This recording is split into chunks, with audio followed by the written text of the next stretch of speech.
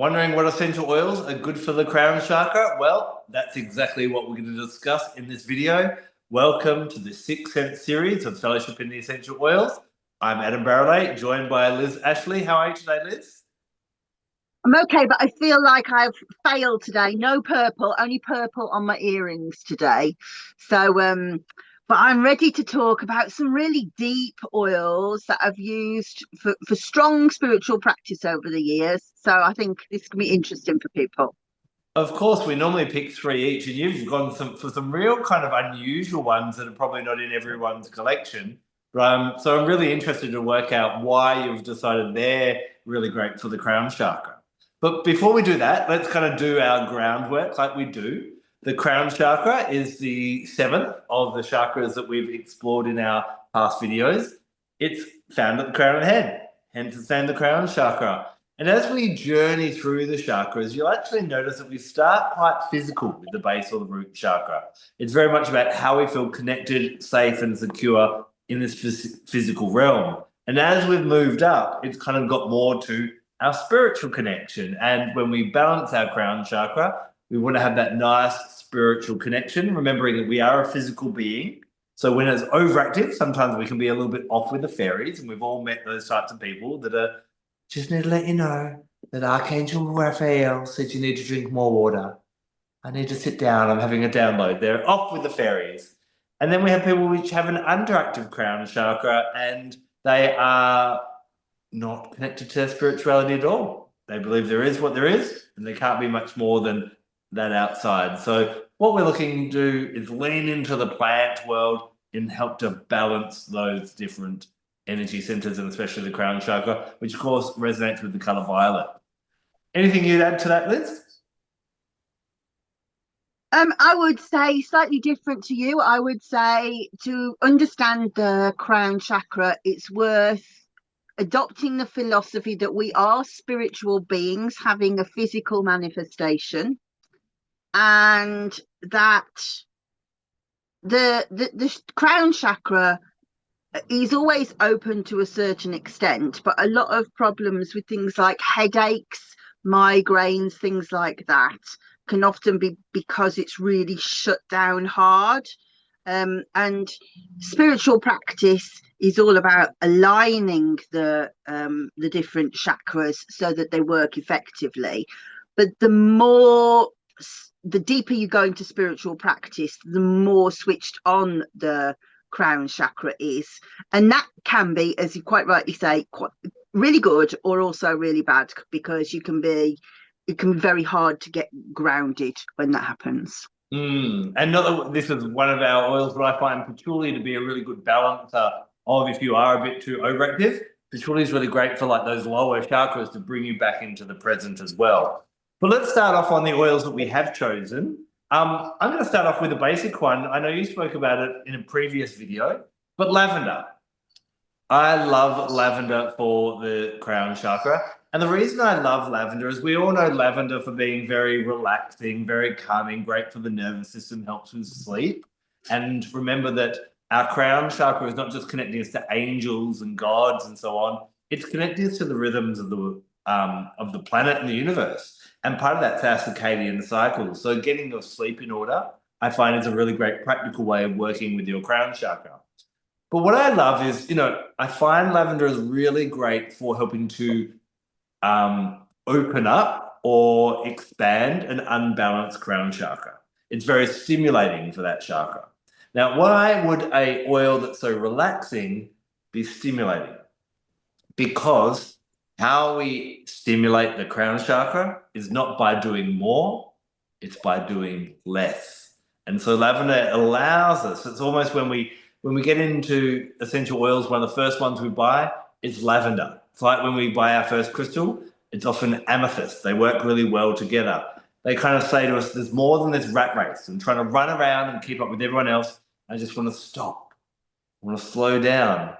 And I want to kind of question and work out my own answers rather than just be fed answers and believe answers. And lavender's really nice at allowing you to do that.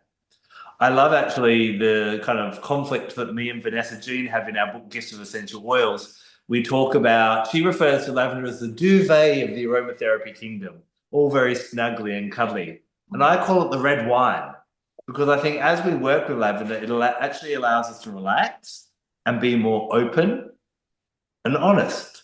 And I think that's really important as we explore our spirituality, of just kind of realize that answers aren't always there. And sometimes it's about going and finding our own answers. So lavender works so beautifully as, I guess, a 101 oil for really helping you to start that journey, to relax a bit more, create space in your life, to explore what spirituality means to each individual. I agree with that wholeheartedly. I think that lavender it is the gateway oil into understanding what plants can do. Most people first explore and say, well, plants can help us relax, so therefore plants have an effect on our mental body, our emotional body, our physical body. But I think the more that people work with plants, the more they realize, actually, I'm not using an essential oil, I'm working with an essential oil. So therefore, I'm having an active relationship with some kind of consciousness. And that is the beginning of the opening of a conscious relationship with the world. And I think it's important to say that there's lots of people, you quite rightly say, that will say, oh, I have a very, very spiritual life. There's others who are not spiritual at all, but they do go to church and they recognize that there is something bigger than them, and that they are working in a relationship with something else in the world. So spirituality can take lots of different forms, and I think that, my spirituality is to do with plants, but other people have a relationship with angels, with God, with Allah. My husband, I would say, to an outsider, they would say he's not spiritual at all, and yet his relationship was with the ground. He can make the garden like Eden. He doesn't need to have like God in the sky. His spirituality is extremely earth-based, but it's definitely there. It's interesting that you're talking about, like everyone has their different definition of what their spirituality is. Some of the oils you've chosen have been very, very connected to spirituality. What's one of the ones that you really love for that kind of aspect? Yeah, I think I've picked some really ancient oils, haven't I? And I would love to flag up somebody else's work. We've got a couple of interviews with Felicity Warner, and she does deep work. She's got a fantastic book called The Sacred Oils, and a lot of my relationship with these oils has come from that book and from her audio book and my relationship with her. So if you find this video interesting, I would definitely say check that out. In particular, the video that I did with her about my first oil, which was Elemi or Elemi. So actually, not to upset you, had, but I think that actually my video that I did with Felicity about Elemi was my favourite of all the videos that we've done for Fellowship in Essential Oils. You went off on your holiday and I had a ball. But so she talked about the work that she did, or she does. She's a soul midwife, so she is in attendance when people are dying. She does psychopomp work with the people, the recently dead, to help them to pass over. And she does counselling work with the people who are left behind. Really important work. That kind of work that I definitely could not do. But what we'd found when we were talking about Elemi was she'd written in her book, it's believed that Elemi was used in the mummification process. And the reason for that was to call forward the ancestors to come and greet you at death. And I'd said to her, well, in this video, what would be the very best thing that you would want to find in Egypt? And she was like, oh, I don't know, a pot of oil. And I said, well, what about a mummification chamber with the pots, with the labels on, saying exactly what they were for. And she was like, there's no such thing. I said, there is. And we talked at length about how this mummification chamber had been found in Egypt, and that Elemi was one of the, not only one of the oils used, but the main one. So to be clear, it would be the resin in like a maceration into a vegetable oil rather than the essential oil. But it was there. It was exactly what she'd said, and even it told where they would put it on the body. I'm not going to spoil that. Go and watch the other video. Also, we were talking about I'd done so much work with this one of finding like archaeological evidence. I really didn't want to be shown up, you know. And I'd found that underneath this amazing sort of Buddhist pyramid, I can't remember exactly where it was, but it was like this pyramid, this temple that was in like a pyramid. They'd had to do some actual renovations, and they dug down underneath the foundations, and they'd found a relic of Buddha's finger, and that was in the Elemi. And so this idea of really preserving the body and the spirit through death with Elemi, as we've been able to find really good evidence. Definitely watch that video. And Felicity talks about how Elemi is the umbilical cord from Mother Earth to Father Sky. And I absolutely love that, because I think it's, and she talks about how when you smell it, you can see like a golden swirling light, and I definitely can. It's just like it opens and just goes, oh, radiant light. That's what it says to me every time. And some of the other oils that I've chosen are probably oils that you wouldn't really want to touch unless you're quite a long way down the spiritual journey. They're quite advanced oils and reveal quite dark things, but Elemi just goes, welcome to the beautiful space. And she talks about how she uses it when people are really in the last hours of their life, and perhaps they don't want to let go, that they're really frightened, and the Elemi seems to open it up so that they can see the family and walk towards them. So I think it is a really beautiful and important oil. You spoke a lot about Elemi being really good for like end of life and afterlife. For someone who's watching this video who's interested in working with their crown chakra now, would you still work with Elemi in that way? And how would you necessarily work with it? Yeah, so again, I'm really using Felicity's work now. So I really want to make it clear that this is, I've learned this from her. That this is an oil for the times when you are transitioning, and transition is hard. And her words are, it encourages the soul and strengthens the soul to come forward. So, for example, you're getting a promotion, and everything about you goes, I know I've earned it, but I'm not sure I can do it, you know? And you need to strengthen that part of you to go, do you know, they wouldn't be looking at you if you hadn't already proven it. You don't get a promotion unless you've already proven you can do the job. Or you're moving to a new place and you're not going to know anyone. These big transitions in life, that's the time for Elemi, excuse me.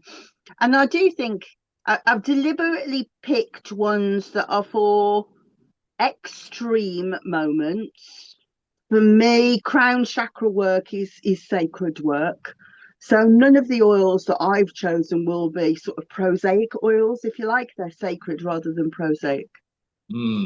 Fair enough. I think, it's during those real challenging moments of life, some of the ones that you've given examples of then, is when we kind of lean into our spirituality or even question the purpose of life or the meaning of life, because we're like, why is this happening and why am I struggling? And it's in those struggles, those darkest moments just before the light, where I guess Elemi, and I find Elemi to be really beautiful in that way of kind of bringing that illumination and tethering you to your spirituality, which is in essence what the crown chakra is all about, isn't it?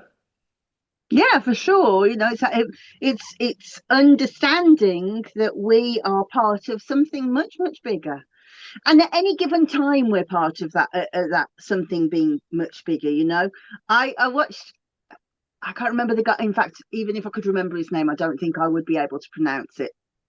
On Stephen Bartlett this week, there's this guy talking about how he thinks that the AI will fall apart by 2027, or that the world will fall apart by 2027. Sorry, and then it will take about 10 years for us to sort of reconstruct. And I can't remember why I was saying this, but he was talking about how. Yeah, it's gone. Great story. What was I saying?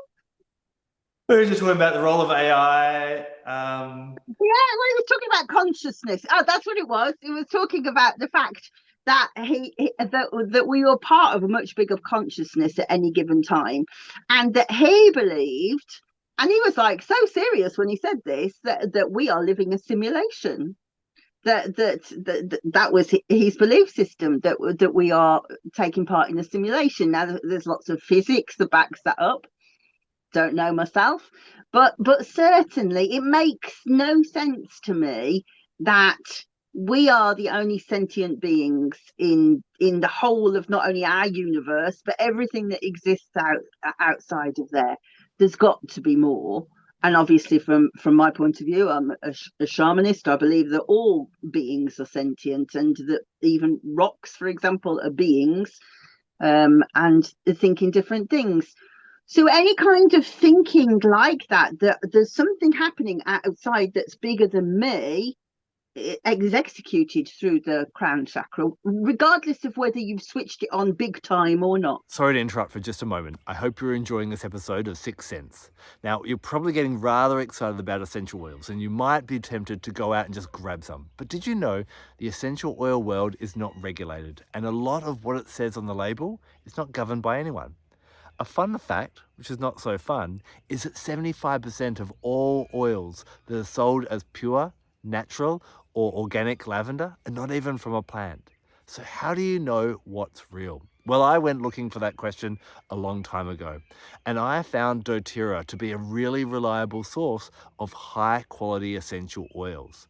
They don't just test their oils themselves, but at the end of the process, they have an independent third party verify and double check their oils to make sure that you are getting what nature intended purely from the plant. They also source where nature intended the plants to grow as well. If you want to grab hold of some essential oils from doTERRA, then I offer a discount code, and this is available no matter where you are in the world. Now, I don't want everyone to get essential oils. I want everyone to use essential oils. So when you become one of my customers, you get access to me and my VIP education platforms, ongoing discounts, ongoing freebies, live classes in all time zones all around the world, and so much more. So if you're interested in getting some essential oils that you know are really from nature, and this is important not only physically, but metaphysically as well, please reach out in the links below. One of the other oils I really like to work with for the crown chakra is rosemary. And rosemary is renowned for being about remembrance. I'm sure many people have been to a funeral where there's a sprig of rosemary and you put it on the coffin as a symbol of we will not forget you, we will remember you. We also, from a mental point of view, will use rosemary essential oil as one for mental recall and helping with study and so on as well. But it really can help also for helping us to remember the bigger pictures as well. And there's a story that I did share in our rosemary video, I'm sure, but there's this idea that when we're in our mother's womb, in the final trimester, the angel Gabriel comes to us and talks to us and tells us exactly what our purpose is and what the meaning of our life is and what we're meant to do when we're born. And then just before we're born, he touches us under our nose, and that's what that little imprint between the nose and the mouth is. And then we're born and we forget.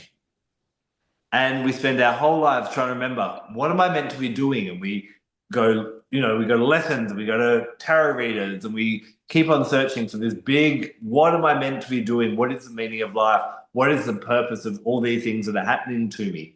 And what rosemary helps us to do is remind us the answer's right under our nose. We just have to remember what we truly want what we love, what's in our heart, and the answers aren't out there, they're in there. So I love to work with rosemary as this reminder, as a really spiritual tool for helping you to connect back with your spiritual lessons and not try and get someone else to answer it for you, but for you to trust yourself to find your answer.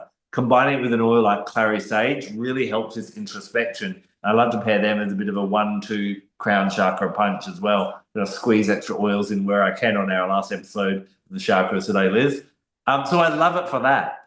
But the other great thing when we're working with spirituality as well, there is a saying that every good witch has a bush of rosemary at her front door because it was renowned for being a very protective essential oil as well. So we often want that protective energy when we're going off on our own journey to explore our spirituality, and having rosemary essential oil, diffusing it, anointing doorways and window ways and different things can be really quite spiritually protective as well. So I love it for both the crown chakra and rosemary for spiritual protection as well.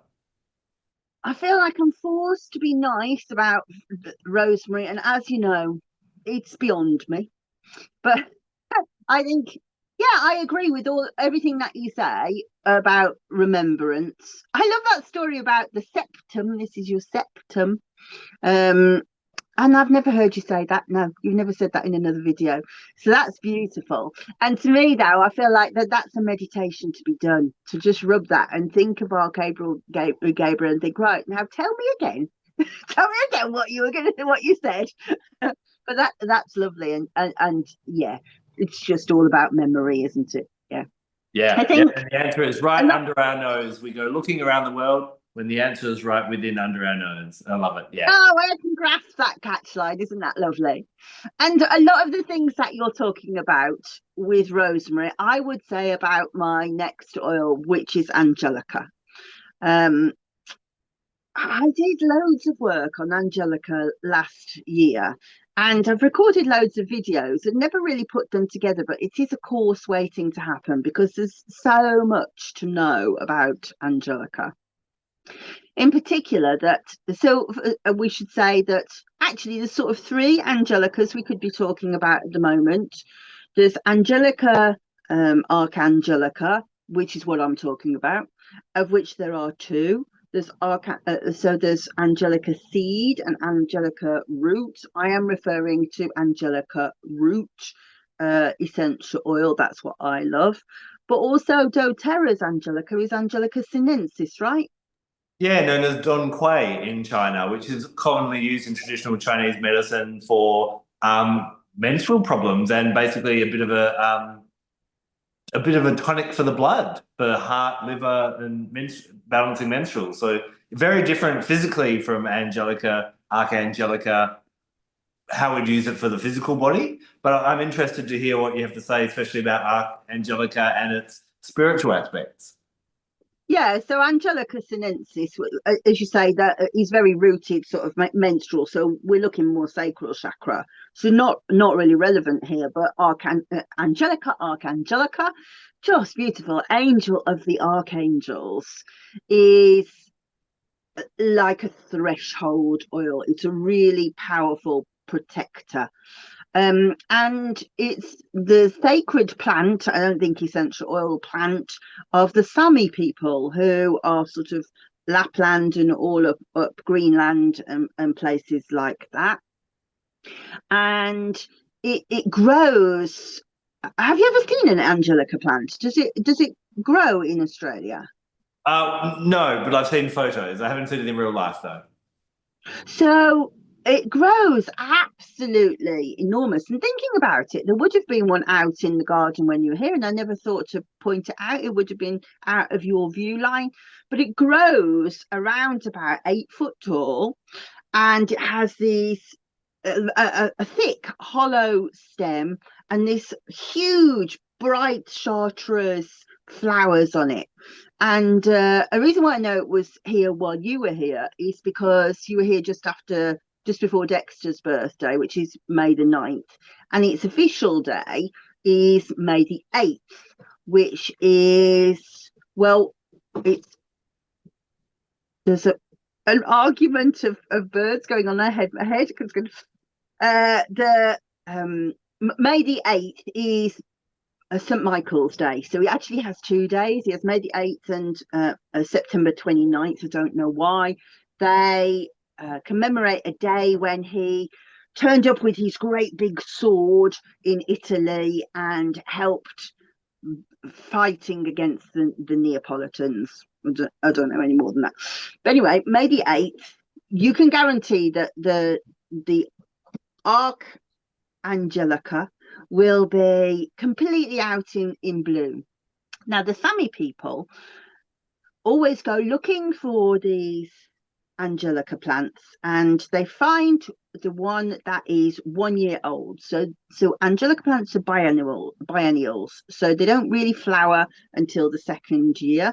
But the 1st year they're called a fadnu, and they make a flute out of the fadnu, so it's still quite tender.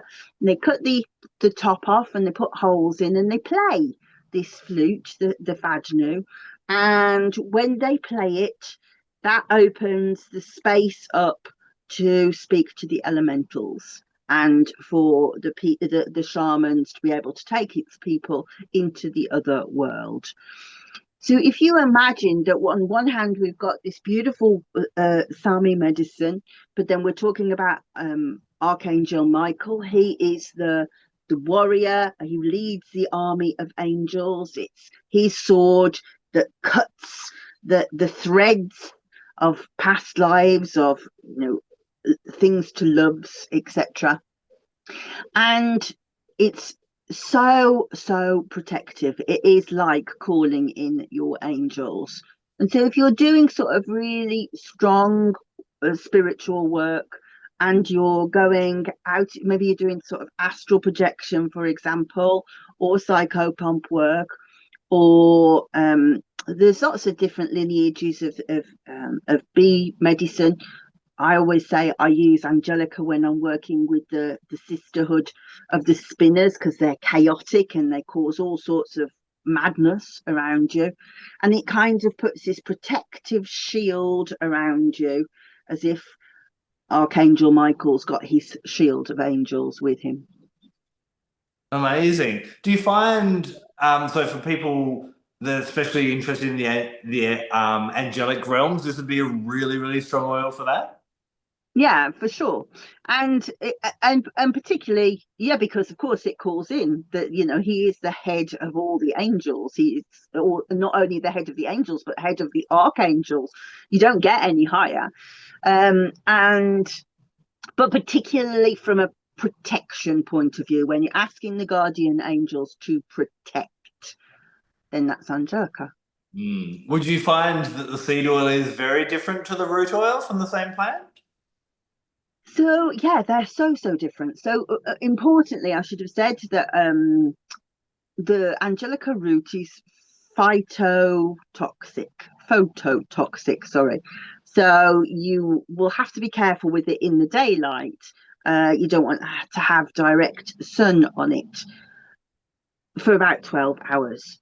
So a bit like you protect the skin with bergamot. You only want to use that at night. But Angelica seed is much lighter, and and actually I hadn't really thought about it until something spoke in my ear then, but Angelica seed is very good for kind of ending off a journey, so if you want to close things down afterwards, cleanse the aura, Angelica seed would be beautiful.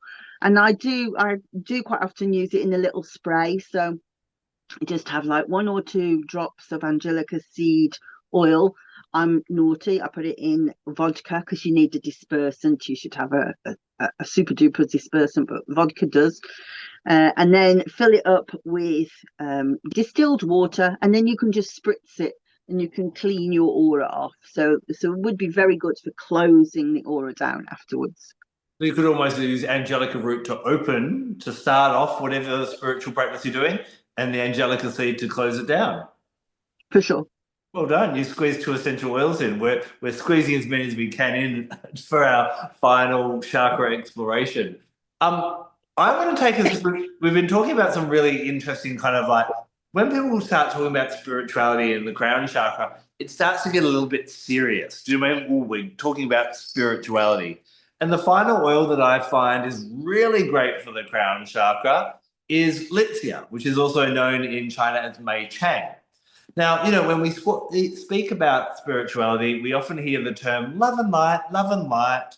And I think there's actually a missing component to this. There's love, there's light, but there's also laughter. Laughter for me, I believe, is a really spiritual tool and a really spiritual lesson. Why do we have a laughing Buddha? Because we realize, and maybe the Buddha realized, that life and all the seriousness that we get caught up in our adult life is maybe that not that kind of, maybe we don't need to be that serious after all. But also when we can learn to laugh at something, we rise above it. If someone is in your life is giving you a hard time, sorry if you can hear a bell, my cat's decided to play with her bell. But it's not, or maybe it's the angels, who knows? But, okay, so someone's giving you a hard time. If you can laugh that off, it has no power over you. If you're having a really ridiculous, hard, challenging time, I remember when one Mercury retrograde period, I was traveling around Australia teaching, and I got 3 flat tires in 3 different cars. And I swear, it's not because of my driving. It was just weird. And by the third one, I was just like, this is ridiculous. I'm going to miss a flight. But why is this happening? And as soon as you could laugh at it, the stress and the worry and all those low vibration energies would actually have a negative effect on your crown chakra just vanish. So learning to laugh with Litsea is really great. Litsea is used in cleaning products and to get rid of the smog in Asia and cleanse away that density. And when we're working with Litsea, I often think of the kookaburra, a beautiful Australian bird. Now, the kookaburra is famous for its laugh. Now, why does the kookaburra laugh? Because it is actually being territorial. It's saying, this is my territory, no one else come into this area. And think about it. When we can learn to laugh, when we lift our elevation, it's a very spiritual thing to do because none of that low vibration energy from other people or what life is dealing with you at this point in time drags you down. So I think bringing Litsea into your everyday life, I think it's a great one to pop in the diffuser at the start of the day. It's going to clean the air from all the, the pollutants, and it's antimicrobial and antibacterial, I think, off the top of my head. But on an emotional level, it lightens you. It brings that real laughter in. It almost has this teenage feel of like a whatever, doesn't matter. Nothing's going to bring me down. So I think it's a really spiritual oil without getting on that real serious spiritual aspect. I love that. So Litsea could be the fruit, or you like flower as well. So which? Yeah, what I was talking about there, it actually comes from a purple berry, the fruit. And that's that lemon one. That's probably the most common one that you do have. You do get a flower oil as well, which we did talk about in our Litsea video, which is quite interesting because it smells like eucalyptus, its main constituent 1,8-cineol. That's very much about kind of that more expression of that joy, whereas I find the Litsea fruit is very much about just embodying and connecting with that joy, and the fact that it's a purple berry, that's going to link it straight to the crown chakra as well. That's clever. I wouldn't have thought of Litsea at all. I do like Litsea, but it's never in my sort of, oh, let's use that oil. I'm going to experiment. I wish you'd done that one last, because mine is it's a bit of a downer, really. But well, we should have organised ourselves better. This is chaos today, Adam. It must be the expanded consciousness talking. We've got dogs and birds and cats and bells. My last one is Galbanum or Galbanum. Who knows? They're all dodgy spelling pronunciations this week, aren't they? Search an ancient medicine. You can find it in the Bible, and the resins have always been used in spiritual practice since recorded time, and I love to think about Galbanum from an ancient Egyptian point of view, that it is written to be associated with the god Osiris, who is the god of the dead. And I'm fascinated by this strange sort of correlation. And I always think, well, is this a thing, or can only I see it? And am I making it up in my head? But so it's supposed to be the personification of Osiris, and Osiris has a green manifestation. So quite often you'll see him painted with a green face. It's called Osiris the Green, and you don't get a more green fragrance than a Galbanum, I don't think. Excuse me. And it's thought now that this manifestation of Osiris the Green is talking about as the body putrefies after death. Because, of course, that's a really important time in preparing for the afterlife. So in mummification, it was a 70-day ritual where they were kept vigil over the body by specialized priests who were preparing oils, singing incantations, and basically keeping the body safe from the god Set, whose job it was he could smell putrefaction and he would come and lick at the body. And we didn't want that. We wanted it to keep him pure. So the cleansing was continuous over 70 days using a Galbanum. And obviously through that 70 days, after 70 days, then the funeral would take place. But the body and the soul would be going through a process. We looked over by the priest of Anubis, and he would be helping the body to go through. And a Galbanum is a really deep spiritual oil. When it opens the crown chakra, it really does open our mind to not only the happy stuff like Elemi does, but it also asks us to really look at soul lessons. And so one can imagine how if there was a transportation through to the afterlife, going through the Book of the Dead, those were the spells that you needed to know, and your heart would be weighed against a feather by the goddess Ma'at. Through that journey with Galbanum, you are asked to consider all of the things you've done in life, both good and bad. And that happens in life with Galbanum too. But also, Kathy Skipper of Aromagnosis talks about how it seems to draw forth the individual wisdom, but also the ancestral wisdom, so that you have the strength of the lineage behind you. And I found that particularly true when I was doing the Melissa work. For those of you who don't know what happened to me when I was doing the Melissa, I had a very strange initiation where I saw the Eleusinian mysteries in my dreams a lot. And then I came across a video in Lithuania where we know that they continue to do the same rites that we did. And I saw it in front of me exactly as I'd seen it before. And I saw 5 past lives come in, bang, bang, bang, bang, bang, threw them up down the toilet because I was absolutely terrified. And I just saw my lifetimes going in this like figure of 8 lemniscate, and these 5 lifetimes suddenly were inhabiting my body, and it was awful. It was awful. Don't anybody tell you that it's nice when those sort of things. It was dreadful, and it really made me ill for a long time. And I was like, I have to completely shut this down. But about 3 weeks before it had happened, we were in lockdown or just coming out of lockdown. And Kathy Skipper and Florian Birkmeyer were doing sort of collections online of people who were doing this kind of work, and we were having a meetup, and it was like a free lesson and group, and it was so helpful. And Florian had talked about Galbanum beforehand, and he'd said Galbanum helps you to keep your feet to the fire even when they're burning. And so afterwards I was like, I've got to close this down, and immediately I was given Rose Melissa Galbanum, use it. And I was like, well, can't be worse than what I'm doing now. And within seconds I was like more centered.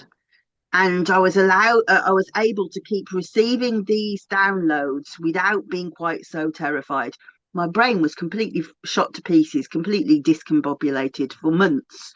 But Galbanum helped me to keep my feet to the fire and to draw down all of these messages from this lineage that I had discovered. And it was a remarkable oil, but it was dark. It was dark energy for sure. Could you explain a little bit more what you mean by keeping your feet to the fire? Well, so in the metaphor, if you imagine that your feet are by the fire, sooner or later, you're going to start thinking, "Guys, this is getting a bit hot." So ordinarily you would move your feet away, wouldn't you? And that was exactly how I felt. Like, this is too much. I can't do this. And I had to keep moving forward, or otherwise the initiation would not have taken place. It was like I was completely at the doorway and I wanted to run, but something was saying, you need to push through that door. It's the only way that you're going to develop. And of course, within 6 weeks of doing that, I was so much more developed than I was before. I went from being somebody who could just like feel essential oils to somebody who could hear insects, could hear plants. But it took trust to be able to keep my feet to the fire and go, okay, I'm not going to burn. This is the transformation. What's interesting, actually, as I say it out loud, is there's a similar thing that happens in the myth of Demeter. So Melisai, which is my lineage, are priestesses of the goddess Demeter Kore. So Demeter, and the Kore, of course, is Persephone. She's the goddess of the underworld, right? So there's this gateway of death and transformation, because Demeter, of course, is the cycles of agriculture as well as anything else. There is always going to be the earth dies, the earth comes back again.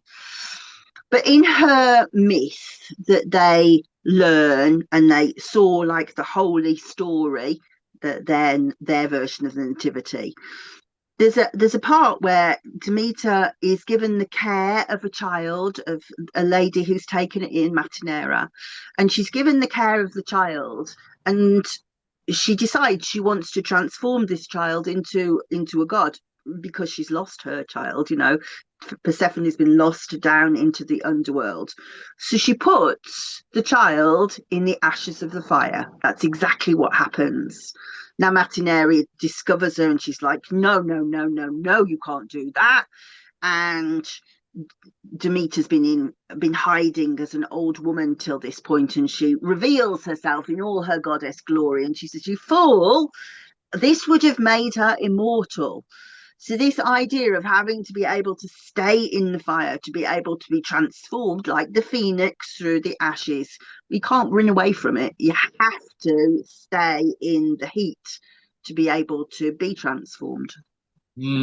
So talking about the two oils the last two that you talked about in Angelica root and Galbanum, could you possibly pair these together for some really deep spiritual work, where I guess you have your Angelica root opens the door, your Galbanum keeps you in the school, and then when you have finished, you've got your Angelica seed to kind of cleanse and close the chapter? You could. I have to say, like, if you're thinking about it from a perfumery point of view, Angelica and Galbanum are both green notes. So you would want to make a harmonic and a chord of green notes and blend them with something else, I think. Otherwise, it would just be kind of too muted. So you would want to be able to develop that. But certainly, of course, you can. Although, for me, when I'm doing that kind of work and I want to use Galbanum, the other oil that I think goes really, really well with Galbanum, and is also like a sentinel oil, a protective guardian oil, is Myrtle. And I think that one's a better one to use. Would you attribute Myrtle to the crown chakra as well? Yeah. Crown chakra, brow chakra, heart chakra, it can do lots of different things, like lots of oils.